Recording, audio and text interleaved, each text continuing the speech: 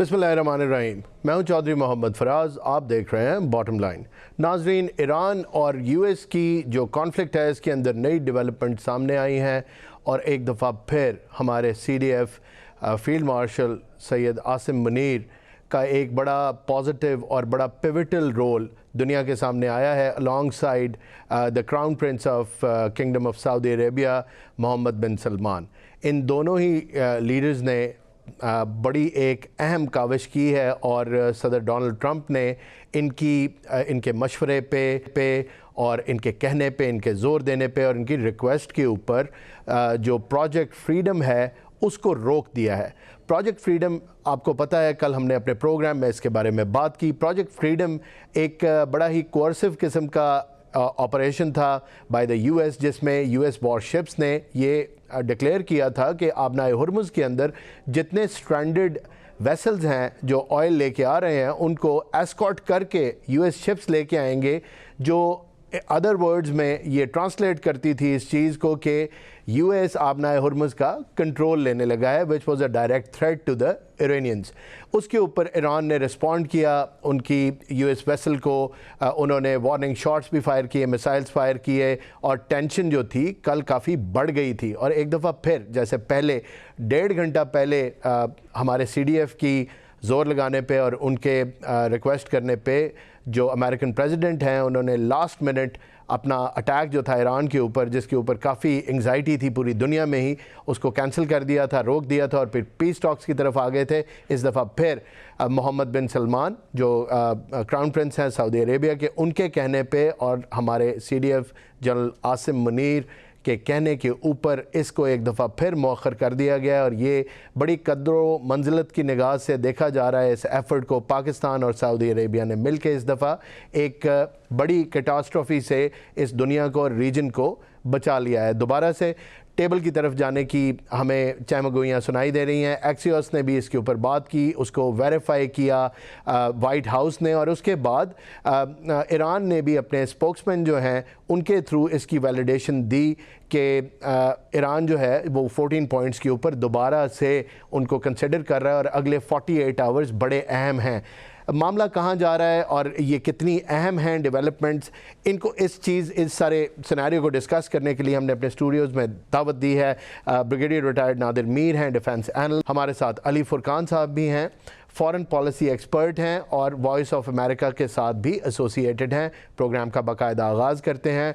Brigadier Nadir Mir, ये बताइएगा कि ईरान कंसिडर करना शुरू हो गया है यूएस प्रपोज़ल को। इसके अंदर काफ़ी सारी चीज़ें हैं, कुछ चीज़ें हमारे पास भी हैं, लेकिन मैं चाहूँगा कि आप थोड़ा सा एक्सप्लेन कर दें इस सिनेरियो को नाजरीन के लिए। क्या ऐसा अहम हो रहा है इस पूरे के पूरे प्रोसेस में, जिसमें अब लग रहा है कि जो ये दोनों वॉरिंग स्टेट्स हैं ये किसी मसले के हल की तरफ जा रही हैं, क्योंकि डिक्लेयर ये किया गया है कि ये वो पॉइंट है जो ईरान और अमेरिका के दरमियान इससे पहले इस जंग में कभी नहीं आया और ये करीब तरीन है एक मुआहदे की तरफ जाने के लिए। क्या कहेंगे आप? इस वक्त जो सिचुएशन है और थी रिसेंटली बनी, उसका नाम है नो वॉर नो पीस। यानी कि वो जो जंग एस्केलेशन की तरफ ऑल आउट जारी थी वो नहीं हुई। फील्ड मार्शल ने, पाकिस्तान ने, हमारी हुकूमत ने मिलकर प्रेसिडेंट ट्रंप से और बाकी मीडिएटर से मिलके, Pakistan being the chief mediator in this, उसको रुकवाया था। फिर आपको पता पीस टॉक्स हुई और वो प्रोसेस ऑन गोइंग है और अभी तक पीस नहीं हुई। तो मतलब एस्केलेटरी वॉर भी नहीं हुई और जो पीस हम चाहते हैं कि एक एग्रीमेंट हो जाए ताकि we move from war to peace, वो भी नहीं हुआ। तो हम we are in the space in between, यानी कि जो जगह है वॉर और पीस के दरमियान, उसके अंदर दुनिया खड़ी है। खासतौर से गल्फ जहां पर ये सारा वाकया हो रहा है, यानी कि ईरान और यूएस इसराइल की बात हो रही है। तो ये तो पहली बात है। अब जो आपने खुद ही बताया, जो सारी एफर्ट लेटेस्ट हुई है, आपको पता ही है, क्योंकि इसके अंदर बहुत सी अप्स एंड डाउन हुई हैं। हर 2 दिन के बाद लगता है कि इट्स लाइक अ सीसॉ कि अभी बात होने वाली है, फिर कुछ हो जाता है तो लगता है कि again the war will start, because we are between war and piece.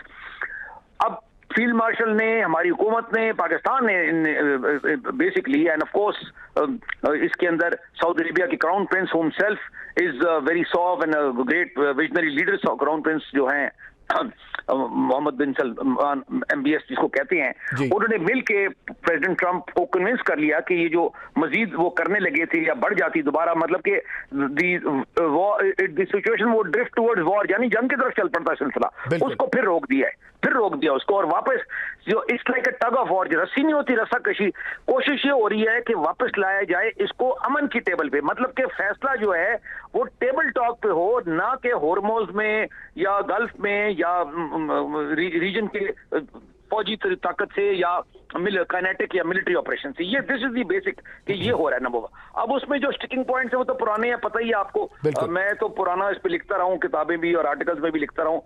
Basic point जो था और है अभी तक वो है ईरान का न्यूक्लियर। ये समझने की बात है क्योंकि वो इस वॉर के नतीजे में हॉर्मोज चोक हो गया, अंदर से ईरान ने बंद कर दिया, बाहर से अमेरिका यानी प्रेसिडेंट ट्रंप के ऑर्डर पे बंद हो गया या उसको कंट्रोल किया गया, तो वो फोकस शिफ्ट हो गया। दिस इज मिसलीडिंग, इससे बहुत गलत लोगों को समझ नहीं आती कि भाई जंग क्यों, ये तो Hormoz is not the main issue. देखे ना हॉर्मोज तो और जो ईरान के ऊपर सैंक्शन है वो भी अगर एग्रीमेंट होगा तो वो भी हट जाएंगे, जब एग्रीमेंट ही होगा तो फिर लड़ाई किस बात की। असल इशू जो है जिसपे एग्रीमेंट नहीं हो रहा बेसिकली जो सिंगल बिगेस्ट, जो अमेरिका का वाइस प्रेसिडेंट जहां से जाते वो भी क्या क्या था, जो मैंने अपने article diplomacy was excellent but Jio politics remains the issue तब भी कहा था और पहले भी किताबों में लिखा, आर्टिकल्स में लिखा था और अभी भी कह रहा हूं, वो ये है कि ईरान न्यूक्लियर ईरान को एक्सेप्ट करने को तैयार नहीं है। अब this is the actual issue. अगर आप पूछे जी अभी तक क्या है, इट इज नॉट अमेरिका ओलोन और इसराइल विद इट, वो तो दोनों हैं ही है। इसके अंदर गल्फ स्टेट्स हैं, बहुत से और ममालिक हैं जो न्यूक्लियर ईरान नहीं चाहते। अब ईरान भी एक तरफ कहता है कि वो न्यूक्लियर वेपन्स नहीं बना रहा या नहीं बनाएगा, और लेकिन दूसरी तरफ वो ये कहता है कि वो अपना न्यूक्लियर राइट रखेगा।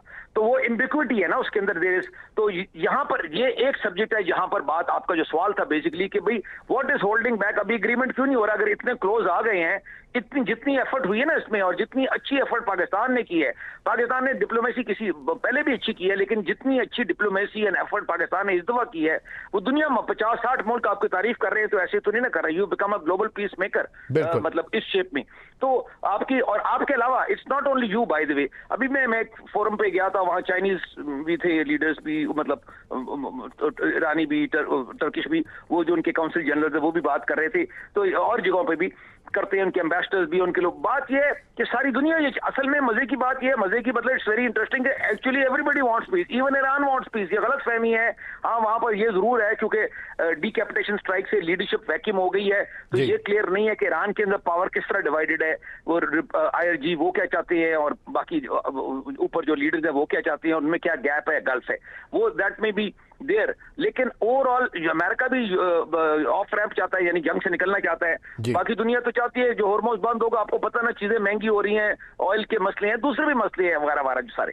तो ऑल टोल्ड अभी जो आपके सवाल का आंसर है कि अब दोबारा कोशिश हो रही है, let's call it a renew, एक मजीद एफर्ट हो रही है कि इस मसले को दोबारा से टेबल के ऊपर ला के वो कराया जाए। इसमें ईरान को भी थोड़ी फ्लेक्सिबिलिटी दिखानी पड़ेगी और ज़्यादा दूसरी साइड को भी।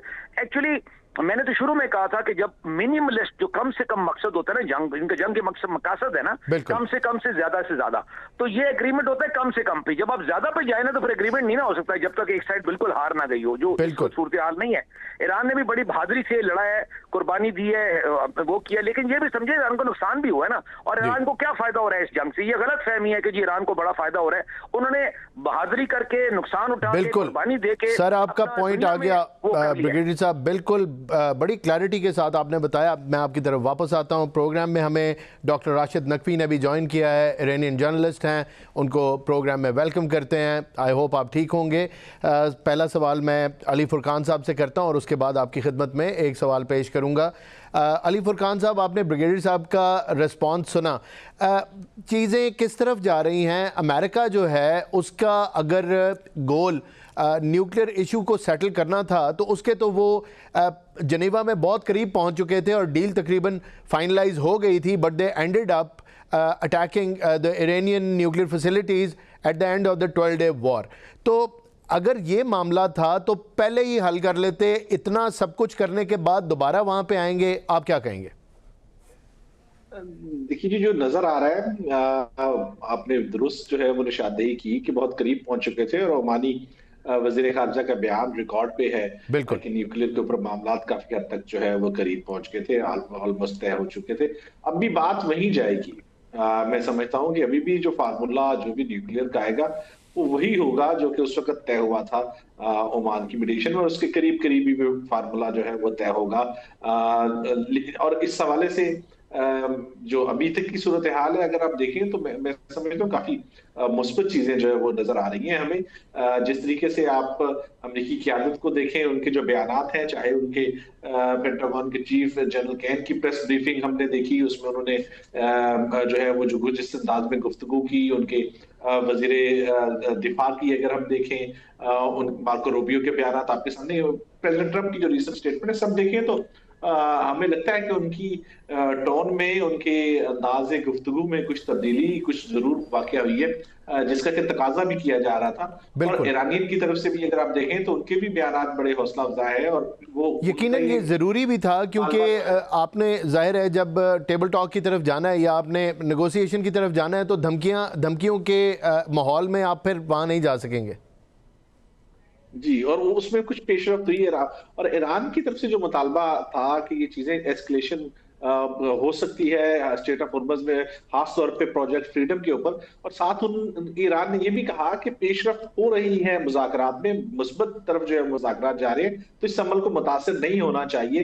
तो मेरे ख्याल में चीजें जो है वो सेनेटरी कुछ ना कुछ हद तक प्रिवेल कर रही है, चीजें बेहतरी की तरफ जा रही है। और प्राइम मिनिस्टर का जो शहबाज शरीफ का जो ट्वीट है वो इंडिकेट कर रहा है, वो कहते हैं कि ये जो डिसीजन है प्रेसिडेंट ट्रंप का, ये लीड करेगा एक मुस्तकिल अमन की तरफ इस सारे प्रोसेस में। तो ये जो उम्मीद प्राइम मिनिस्टर शहबाज शरीफ जिसका इजहार कर रहे हैं, इससे लगता है कि चीजें पीछे जो है वो कुछ ना कुछ काफी सारी हुई हैं, लेकिन अभी बहुत जल्दी है अगर हम ये नतीजा अभी से निकाल लें कि शायद वो फौरन बैठ जाएंगे, यहाँ को एग्रीमेंट हो गया है फ्रेमवर्क। जी, इसका इंडिया बिल्कुल अमेरिकन प्रेसिडेंट ने भी दिया, आपने बड़ी ठीक तरफ इशारा किया। नाज़रीन, हमारी गुफ्तगू का सिलसिला जारी है, लेकिन यहाँ वक्त हो गया एक शॉर्ट कमर्शियल ब्रेक का, कहीं मत जाइएगा।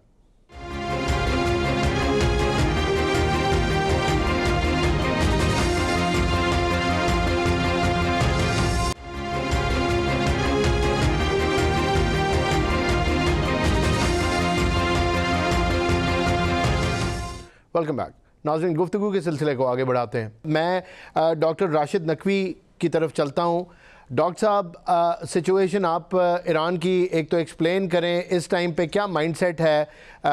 ज़ाहिर है अवाम की रेजिलियंस और ईरानी हुकूमत की रेजिलियंस तो पूरी दुनिया ने देखी और मुतासर भी हुए, और ये सारी की सारी जो एक पब्लिक ओपिनियन है वो ईरान के हक़ में है। ज़ाहिर है अमेरिका और इज़राइल एग्रेसर हैं। ये बताइएगा कि अब अमन की तरफ जाना है, दोनों ही मुल्कों के लिए ये बड़ा ज़रूरी है कि टेबल के ऊपर बैठें और मामलों को हल कर लें। ये 48 घंटे बड़े अहम हैं।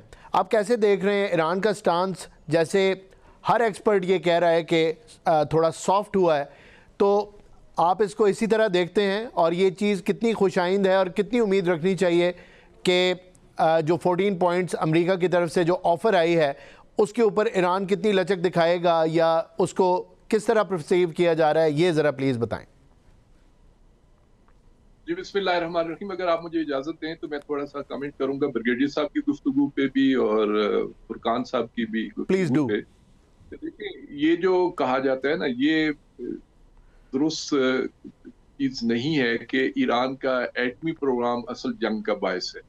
देखें, JCPO के जरिए से ये चीजें सारी तय हो गई थी। उसके बाद 2 मुज़ाकरात की और जो सिलसिला चला उसके अंदर भी ईरान के एटमी प्रोग्राम के उन्वान से जो कंफ्यूजन थी या जो मामला थे वो काफी हद तक क्लियर हो गए थे। इसका मतलब है कि ये एटमी प्रोग्राम बायस नहीं बना जंग का। ये सोचना पड़ेगा उन फैक्टर्स की तरफ से, या वो कौन से ऐसे बुनियादी मुहर्रिकात थे कि जो इस बात का बायस बने कि पहली दफा भी मुज़ाकरात के दौरान अमेरिका ने हमला कर दिया और दूसरी दफा भी उसने जहरियत का इर्तिकाब किया।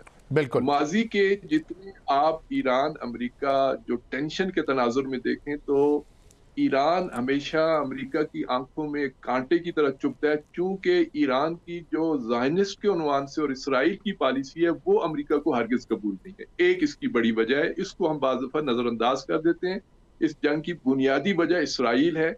इसराइल के उन्वान से जो ईरान का मौक़िफ़ है बड़ा असूली मौक़िफ़ है, तमाम मुसलमानों का वही मौक़िफ़ है, हर इंसान का भी वही मौक़िफ़ है कि नस्ल कुश और इंसानियत की दुश्मन और इस तरह की माहियत के हामिल किसी जाली रियासत को कबूल नहीं करना चाहिए। ये ईरान की फॉरेन पॉलिसी भी है, और उसने जो ही ईरान के इस्लामी इनकलाब कामयाब हुआ तो उन्होंने फौरन इसराइल का यहाँ से सिफारतखाना बंद किया और उसकी जगह पे फलस्तीन का सिफारतखाना खोल दिया था। लिहाजा इसको कभी भी नजरअंदाज न करें। दूसरा ये है कि आप जब आलमी मुआहदे की बात करते हैं, जब आप एनपीटी किसी को उस पे साइन करने के लिए कह देते हैं, तो फिर उसको उसके हकूक भी तो देना।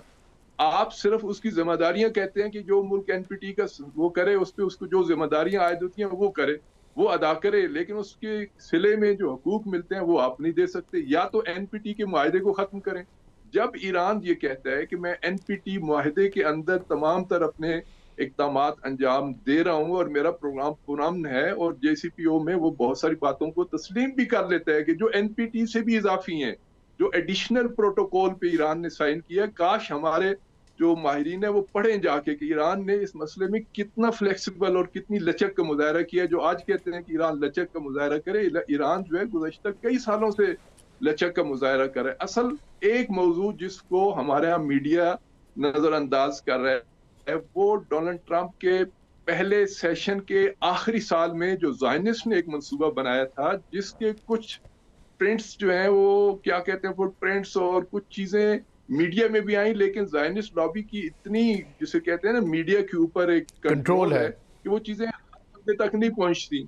ये जो डोनाल्ड ट्रंप को दूसरे 4 साल मुद्दत के लिए जो प्रोजेक्ट दिया गया था ईरान के उन्वान से, अब आप स्टेप वाइज देखिएगा, जो मैं बात कर रहा हूँ उसको फिर इसको इस जंग के पहले दिन से शुरू लेकर आप तक देखिएगा। आपको वो प्रोजेक्ट ये था कि इन 4 सालों के अंदर ईरान के अंदर एक ऐसा छोटा सा मुल्क बनाया जाएगा कि जो तेल प्रोड्यूसिंग जो भी एरिया है उस पे मुश्तमिल 2 करोड़ से 2.5 करोड़ की आबादी का एक मुल्क बना के बाकी ईरान को उसके अपने हाल पे छोड़ दिया जाएगा, और ये वेनेजुएला की तर्ज पे इसको अमेरिका अपने पूरे कंट्रोल में ले लेगा, और पूरे का पूरा तेल जो है वो अमेरिका के पास आ जाएगा, और इसराइल का एक बड़ा दुश्मन जो खित्ते के अंदर है वो बेदस्तोपा हो जाएगा। इस प्रोजेक्ट पे, इस ज़ायनिस्ट प्रोजेक्ट को अगर आप सामने रखें और फिर आप 28 फरवरी के उस हमले को देखें, ये तो खुदा ने ईरान को फतह नसीब की। अगर जिस अंदाज से 48 घंटे का जो एक ट्रंप ने एक ज़हन में सोचा था, या जो उसको एक प्लान दिया गया था कि आप 48 घंटे में ये कर देंगे और अगले 40 घंटे में आप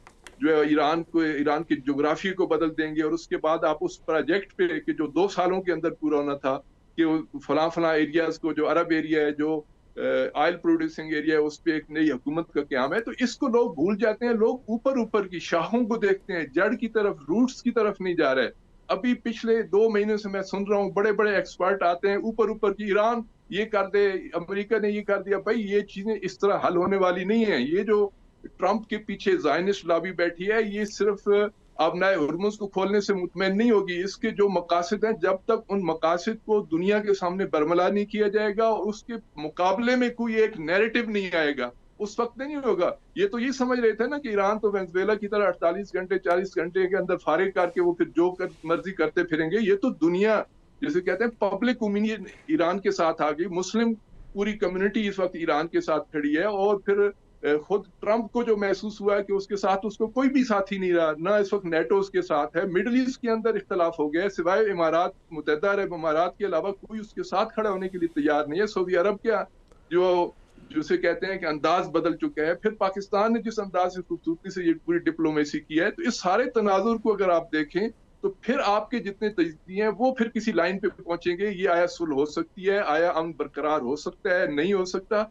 वरना इसको अगर ऊपर शाखों शाखों को आप काटते रहेंगे जब तक। डॉक्टर साहब आपने बड़ी तफसील से, मेरी आखिरी बात, मैं एक आखिरी जुमला कह रहा हूँ, जब तक खित्ते के अंदर इसराइल का असर और रसूख बढ़ाने की कोशिश की जाती रहेगी, जब तक ज़ायनिस्ट लॉबी इस खित्ते के ऊपर हावी होने की कोशिश करतेगी, ये जंग नहीं रुकेगी। ये जंग इस तरह टेबल पे बैठ के और इस तरह हल होने वाली नहीं है। ये जंग अब फैल चुकी है, लोगों के जहनों में, कलूब में जा चुकी है। एंटी इसराइल जो इस वक्त दुनिया के अंदर एक नफरत है, और बिलखुसूस इस रीजन के अंदर, बिलखुसूस इस ईरानी अवाम के अंदर जो इस वक्त नफरत है, वो टेबल पे बैठ के आप हल नहीं करेंगे। आज आप एक मामला हल करेंगे, कल फिर दोबारा ये सिलसिला शुरू हो जाएगा। दुनिया को इस तरफ तवज्जो देनी चाहिए कि वो जो ऑक्युपाइड है, जो कि गासिब हुकूमत है, उसके दांत खट्टे किए जाएं, उसका डंग मारा जाए ताकि वो आइंदा किसी पे हमला ना कर सके। अगर ये सिलसिला जारी रहा, इसराइल इसी सूरत में रहा, तो अमेरिका पैंतरे बदल के आएगा, कभी इमारात के नाम पे आएगा, कभी किसी और मुल्क के नाम पे आएगा, अमेरिका ईरान पे हमला करेगा और ये जंग कभी नहीं रुकेगी।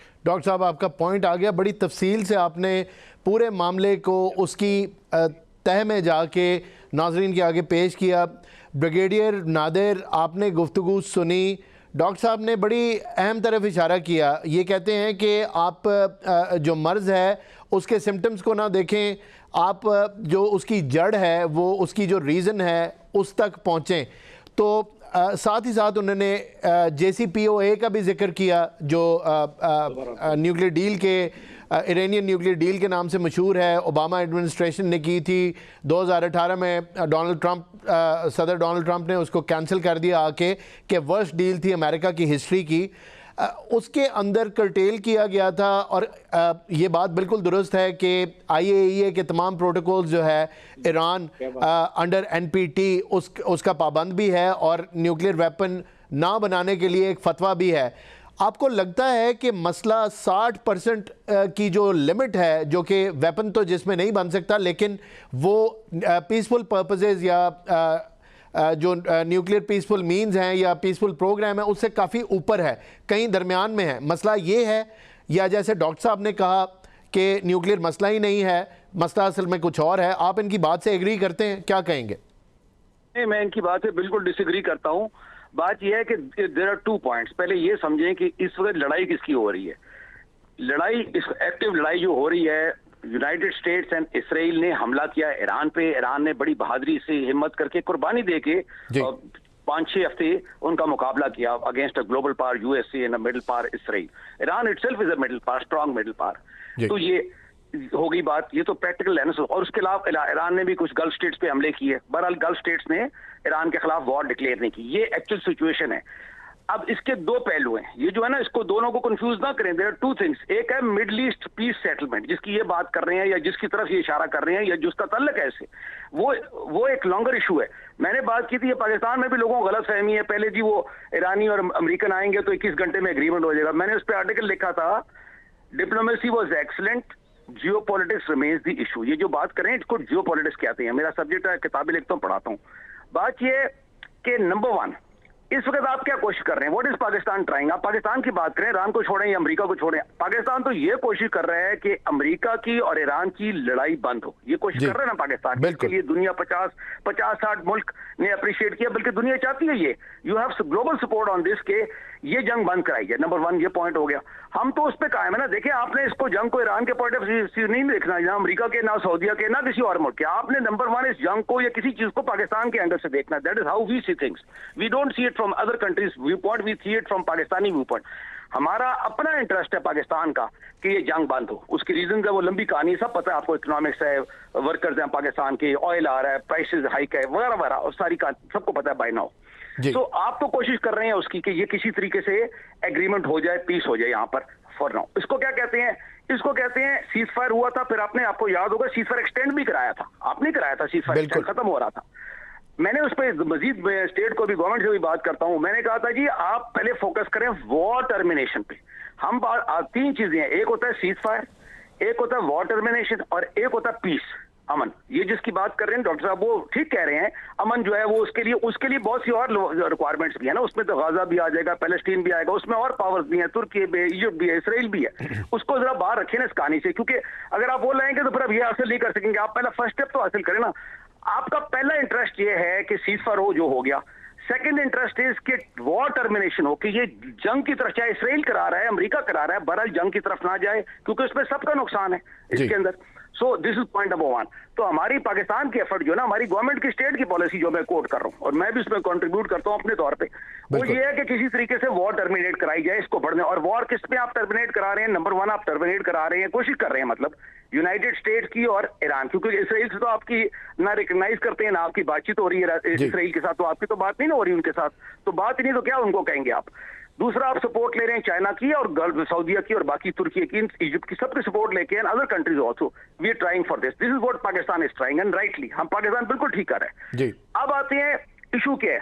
इशू इसके अंदर पहले भी न्यूक्लियर था, अभी भी न्यूक्लियर है। जिस दिन वाइस प्रेसिडेंट यहाँ से, और भी इशूज हैं, ये तो नहीं, अब तो हॉर्मुज भी इशू बन गया है, ईरान के ऊपर जो सैंक्शंस लगी हैं, ईरान के जो फंड्स रोके हुए हैं, वो भी इशू, मतलब बहुत सारे इशूज हैं, मगर प्राइमरी इशू ये है। ब्रिगेडियर साहब मुझे प्राइमरी इशू पाकिस्तान में एटॉमिक प्रोग्राम के कुछ डॉक्टर साहब कंप्लीट होने दे, मैं आपकी तरफ आऊंगा। डॉक्टर साहब आपको पूरा टाइम दूंगा। आप ये गलत बात करने दे, उसके बाद बीच में मत बोले। ईरान कहता है कि डॉक्टर साहब काइंडली कंप्लीट कर लेने दे ब्रिगेडियर साहब को, फिर मैं आपकी तरफ आता हूँ। बिल्कुल, आपको पूरा मैं टाइम दूंगा। आप उनका आर्गुमेंट सुन ले, उसके बाद मैं आपकी तरफ आता हूँ। जी ब्रिगेडियर साहब प्लीज कंप्लीट कर लें। तो नहीं है ना, ये मैं सब इंटरप्ट कर रहे हैं बीच में, व्हाई इज इंटरप्टिंग? नहीं ब्रिगेडियर साहब कोई बात नहीं, आप कर लें वो। फिर मैं नहीं करता, मैं प्रोग्राम नहीं करता, यही कर लें प्रोग्राम। ये क्या तरीका? मैंने बोला कि वो बोल रहे थे, व्हाई इज स्पीकिंग? नहीं ब्रिगेडियर साहब आप कर लें कंप्लीट, कोई इशू नहीं है, आप कर लें कंप्लीट। डॉक्टर साहब से की तरफ मैं जाऊंगा। ब्रिगेडियर साहब आप जिसको बेस बना के बात कर रहे हैं ना, वो बेस गलत है। ईरान के आपका डॉक्टर साहब आपका व्यू पॉइंट है, हम आपका व्यू पॉइंट जरूर लेंगे। आप प्लीज ब्रिगेडियर साहब को कंप्लीट करने दें।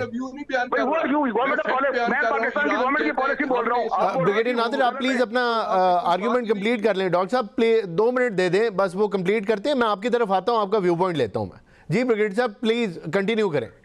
सर कंटिन्यू करें। जब JD Vance after this meeting जो इस्लामाबाद में हुई यहाँ से गया, तो उसने क्या कहा? आप निकाल ले, रिकॉर्ड निकाले, उसने झूठ बोला है। यही तो मैं कह रहा हूँ, झूठ। डॉक्टर साहब please let him complete. Doctor साहब इनको कंप्लीट करने दें, मैं आपकी तरफ आता हूँ। आप पूरा मौका आपको मिलेगा, आप आराम से बताइएगा, अपना जवाब दीजिएगा, बस इनको कंप्लीट करने दें। जी ब्रिगेडियर साहब प्लीज कंटिन्यू। डॉक्टर साहब ये नहीं समझ रहे कि मैं अपना व्यू नहीं दे रहा, मैं तो उनको देखे ना, हम तो सर वो एक आर्गुमेंट बेस कर बता रहे हैं ना आपको, आप काइंडली सुन लें। समझ रहे डॉक्टर, मेरी बात सुनिए। डॉक्टर साहब ये नहीं समझ रहे कि ये मेरे और डॉक्टर साहब के दरमियान बहस नहीं है, ये तो अमेरिका और उनके दरमियान बहस है। एग्जैक्टली। मैं कोई I am not on the American side by the way, मैं तो सिर्फ ये एनालिसिस तो तभी होगा ना कि आप समझे वो क्या कह रहा है। श्योरली, और आप अपनी राय पे रहने का हक रखते हैं। बिल्कुल ब्रिगेडियर साहब आप अपनी बात करें, मैं डॉक्टर साहब के पास जाऊंगा। ब्रिगेडियर साहब मेरी बात सुने, बड़ी मैं पोलाइटली आपसे अर्ज कर रहा हूँ कि ये जो अमरीकी नायब सदर ने जो बात की है, ये हकीकत पे है ही नहीं। उसने ये जो बयान दिया है, इस पे जब ये बयान ही गलत है। ईरान कहता है कि हमने इस्लामाबाद मुज़ाकरात में एटमी प्रोग्राम पे एक लफ्ज नहीं बोला, ईरान ये कहता है। अब वो अमरीकी वाइस प्रेसिडेंट ये कहता है, तो इस लिहाज से हम दोनों ये समझे कि ये बात हुई ही नहीं है। तो कैसे ये जो अमरीकी डॉक्टर साहब मैं गुजारिश करूंगा, देखिए अमेरिकन वाइस प्रेसिडेंट की स्टेटमेंट को भी आप बिल्कुल कंप्लीटली राइट ऑफ तो नहीं कर सकते।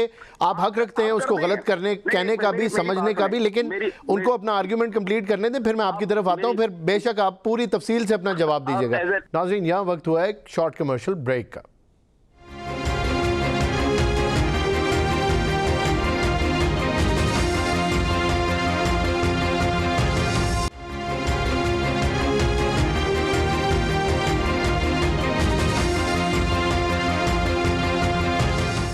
Welcome back. नाज़रीन गुफ्तगू के सिलसिले को आगे बढ़ाते हैं। जी ब्रिगेडियर साहब, ये मैं डॉक्टर साहब को क्लियर करूं। डॉक्टर साहब ये मैं आपसे कॉन्टेस्ट नहीं, it is not contest between you and me, आप गलत समझ रहे हैं। मैं तो सिर्फ ये बता रहा हूं कि उसने क्या कहा, उसने गलत बोला, झूठ बोला। मैं आपकी बात को एहतराम की नजर से देख रहा हूं। आप मुझे बोलने भाई आप मेरी बात तो सुन लेना कि उसने क्या कहा। मैं तो नहीं कह रहा, मैंने अगर तो मैं कह रहा हूं ना तो यू कैन से कि मैं गलत कह रहा हूं, मैं तो कह ही नहीं रहा। इनफैक्ट आई एम वेरी अभी मिल के आया हूं जो ईरानी काउंसिल जनरल को, मैं तो बहुत सिंपैथेटिक हूं उस तरफ। मैं तो सिर्फ एनालिसिस। सर पूरा पाकिस्तान है, आप अपना प्लीज आर्गुमेंट कंप्लीट करें। सर उसने ये कहा था जाते वक्त यहाँ से, उसने ये कहा था, उसने एक ही पॉइंट कहा था, उसने न्यूक्लियर कहा था। Vice president of United state झूठ बोला होगा, गलत बोला होगा, बहरहाल बोला था। ये रिकॉर्ड में अखबार पढ़ लें, रिकॉर्डेड स्टेटमेंट निकालें। आप कहते हैं भाई वो जो उसने गलत भी बोला तो यही है ना। अब ये समझ मैं क्या कह रहा हूँ। आप उसने ऑफिशियल स्टेटेड पॉलिसी, आप देखें ना, एक रियासत की, मुल्क की गवर्नमेंट की पॉलिसी होती है, चाहे गलत है झूठी सही, पर पॉलिसी उनकी ये, मैं तो वो कोट कर रहा हूँ आपको बार बार, वो क्या कह रहे हैं। हम तो नहीं कह रहे कि वो सही कह रहे हैं, ये हम नहीं कह रहे कि वो सही कह रहे हैं। This is not the discussion. हम तो ये बता रहे हैं ना कि वो चाहे वो बहाने के तौर पर कह रहे हैं। अब आते हैं दूसरे इशू पे। देखें ये जो दूसरा इशू है ना, जो डॉक्टर साहब बात कर रहे हैं, बात डॉक्टर साहब सही कर रहे हैं उस सेंस में, बट वो जो मैं जो एक्सप्लेन कर रहा हूँ दैट मिडिल ईस्ट पीस के अंदर बहुत सारे और इश्यूज भी हैं।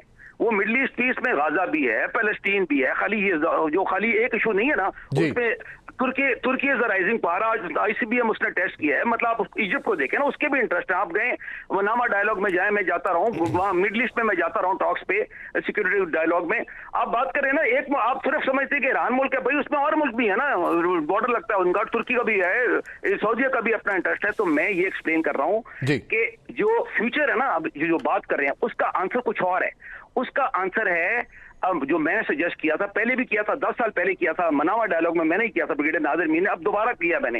वो ये है, गवर्नमेंट ऑफ पाकिस्तान कर रही है उस पर काम। वो क्या है कि एक नया architecture of security Middle East में आए, जिसमें Pakistan is also one of the key players, Turkey also, and obviously सऊदीया तो है ही उसका बड़ा, गल्फ की बात करो, और दूसरे ममालिक भी उसके अंदर, ताकि एक नया सिक्योरिटी है। लेकिन ये इसमें जो इशू चल रहा है वो ये है कि पहले जंग तो बंद करानी है कि नहीं करानी, ये इशू चल रहा है। बिल्कुल आप बिल्कुल ये चाहते हैं कि अगर ये जंग अगर चलें जी ना कराएं बंद, इसको इस तरह उसको अपोज कर देना, ना कराएं।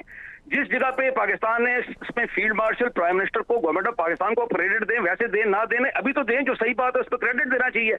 अगर जंग बंद ना होती तो चाहे ईरान उनको टारगेट करता, चाहे यूएस, इसराइल और गल्फ स्टेट्स करते, ये वाटर डिसैलिनेशन प्लांट्स को कर रहे थे, ये न्यूक्लियर साइट्स को कर रहे थे, उधर तो बात चली आनी थी। तो जब ये होगा तो middle east will be devastated, it is not just one area, और जब मिडिल ईस्ट डेवास्टेट होगा तो उसका सारी दुनिया पे असर होगा। हम ये बात कर रहे हैं ना, तो आपका पहला इंटरेस्ट है कि वॉर टर्मिनेशन, ये मैं आपसे अर्ज कर रहा हूँ। बिल्कुल ठीक, आपका पॉइंट आ गया ब्रिगेडियर साहब। इसका रिस्पॉन्स भी डॉक्टर साहब से लेते हैं, लेकिन अली फुरकान साहब को थोड़ा सा टाइम मैं देना चाहता हूँ, इनका कॉमेंट भी मैं लूँगा। अली फुरकान साहब, आपने गुफ्तगू सुनी, ब्रिगेडियर साहब का पॉइंट भी सुना, डॉक्टर साहब का पॉइंट भी सुना, क्लोजिंग पे डॉक्टर साहब की तरफ जाऊंगा, लेकिन आप अपना छोटा सा कमेंट दे दें। पूरी गुफ्तगू को सुन रहे हैं, कैसे देखते हैं सिचुएशन? जाहिर है we have a debate going on, तो आप भी इसमें अपनी राय ऐड कर दें प्लीज। देखिए, न्यूक्लियर की चूंकि बात ज्यादा हो रही है, तो एनरिचमेंट जो ईरान की तरफ से हुई थी 60% पे गए JCPOA में, तो ये तय हो गया था कि वो नहीं जाएंगे 5% से ऊपर। लेकिन चूंकि वो वायदा खत्म किया तो ईरान की जरूरत नहीं है 60%, लेकिन उस रिएक्शन में ईरान ने जो है उसको इस हद तक ले गया। यकीनन सिविलियन पर्पस के लिए 60% एनरिचमेंट की जरूरत नहीं है, और ईरान को उसके ऊपर कोई एतराज नहीं होगा कि वो उससे वापस आए इस परसेंटेज से नीचे आने में। अब जो मामला है दूसरी तरफ, वो मसला ये है कि प्रेसिडेंट ट्रंप ने इस डील को खत्म किया था मुझसे, और वो ये कहते हैं कि मैंने ये वॉर जो है वो शुरू की है, और अब मुझे ये यकीन दहानी करानी है अपनी आवाम को कि ईरान दोबारा न्यूक्लियर की तरफ नहीं जाएगा। तो कुछ ना कुछ यकीनन ये बहरहाल बहस तो है, और उसमें कुछ तो फिर JCPOA को उन्होंने बिल्कुल खत्म कर दिया, ना करते उसमें तो कर्टेल था ईरान लेस देन 5% पे, तो फिर क्या जरूरत थी इसकी? अमेरिकन पॉलिसी में भी तो एक आपको डिस्कनेक्ट नजर आता है ना। जी, मैंने तो आपसे अर्ज किया कि अभी बात जो है वो तकरीबन यही आएगी। बिल्कुल, JCPOA का जो एग्रीमेंट है, या ओमान में जो एग्रीमेंट हुआ था, जो बातचीत हुई थी और एग्रीमेंट नहीं हो पाया था, उसी के करीब ही पहुंचेगी बात, अब भी वही होनी है। लेकिन जो भी डील होगी वो कंप्रिहेंसिव डील होगी, और उसके अंदर तमाम चीजें आई हैं। यही मेरे ख्याल में ज्यादातर लोगों को का इत्तेफाक है, दोनों आपके दीगर जो मेहमान हैं वो भी यही कह रहे हैं कि कंप्रिहेंसिव डील ही जो है उसी की वजह से ही जो है वक्त भी लग रहा है। बिल्कुल ठीक है जी। डॉक्टर साहब प्लीज आप अपना जवाब दीजिए। जी, मैं ब्रिगेडियर साहब की इसके जो उनका एनालिसिस है मैं उसको कबूल करता हूँ, उनका बड़ा मुताला है, उनके मैं जो है वो आर्टिकल भी पढ़ता रहता हूँ, वो बड़ी अहम शख्सियत है, बड़ा उनका गहरा तजजिया है, मैं उसको कबूल करता हूँ। लेकिन बात यह है कि ईरान को न्यूक्लियर प्रोग्राम की वजह से सजा नहीं दी जा रही, ये बात तयशुदा है, इसको सब मान लें। ईरान ने मुख्तलिफ अंदाज से, देखें ये जो 60% वाली बात भी की थी ना, इसको भी ओमान के अंदर डाइल्यूट करके उसको उसी JCPOA के अंडर लाने की बात हो गई थी।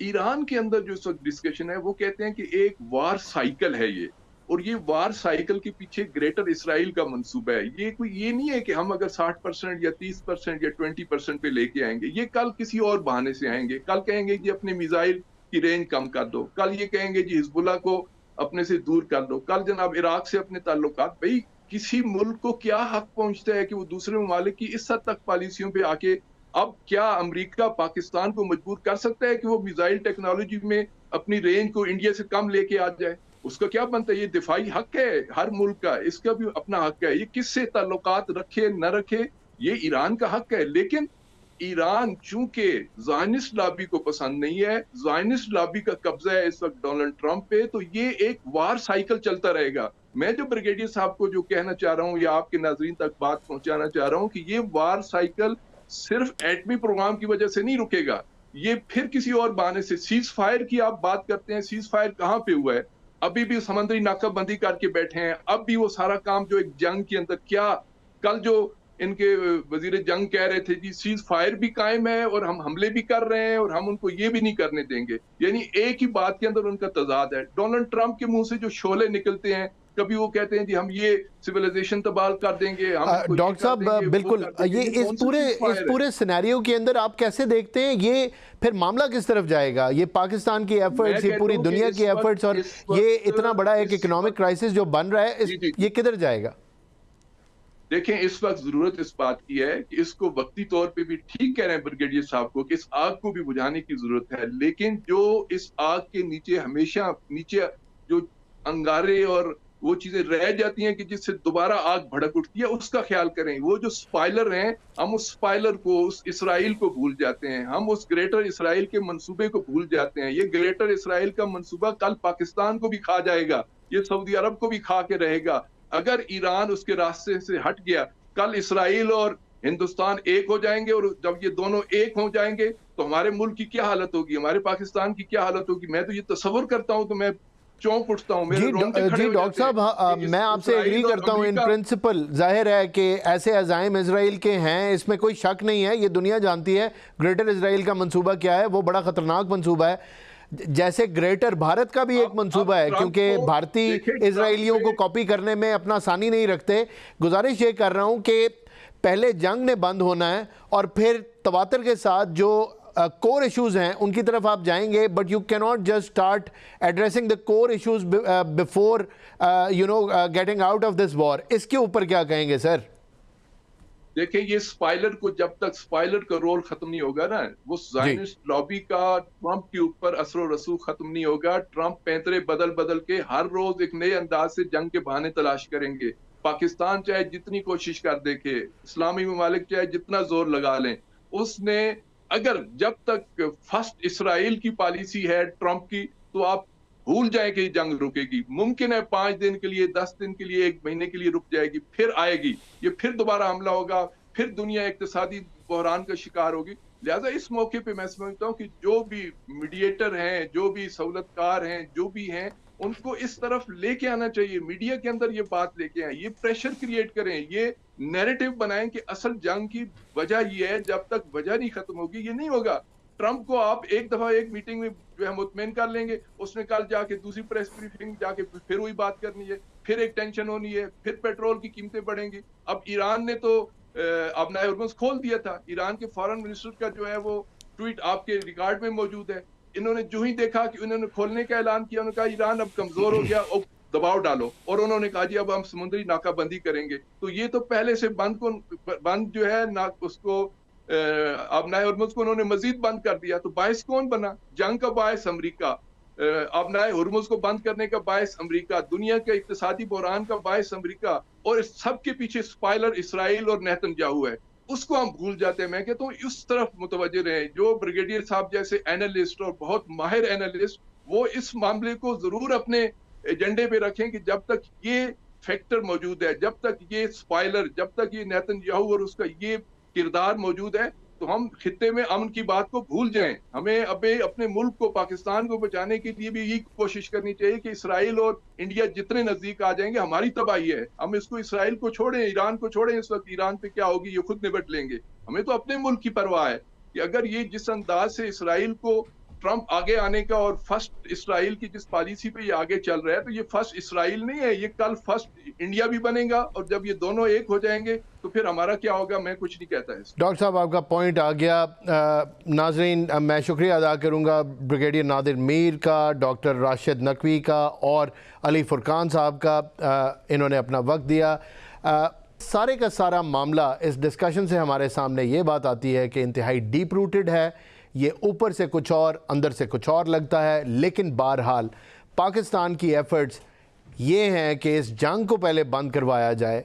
तमाम मसलों का हल तभी निकल सकता है जब एक दफ़ा ये जंग बंद हो जाए, जिसके अंदर पाकिस्तान एक कलीदी रोल प्ले कर रहा है। हमारी मिलिट्री और सिविल लीडरशिप, हमारे CDF, हमारे प्राइम मिनिस्टर और हमारे डिप्टी प्राइम मिनिस्टर, उनके नीचे उनकी रिस्पेक्टिव टीम्स दिन रात इसी मामले को हल करने में लगी हुई हैं, और पूरी खित्ते का और दुनिया का अमन और खुशहाली इनकी इन काविशों के ऊपर डिपेंडेंट है।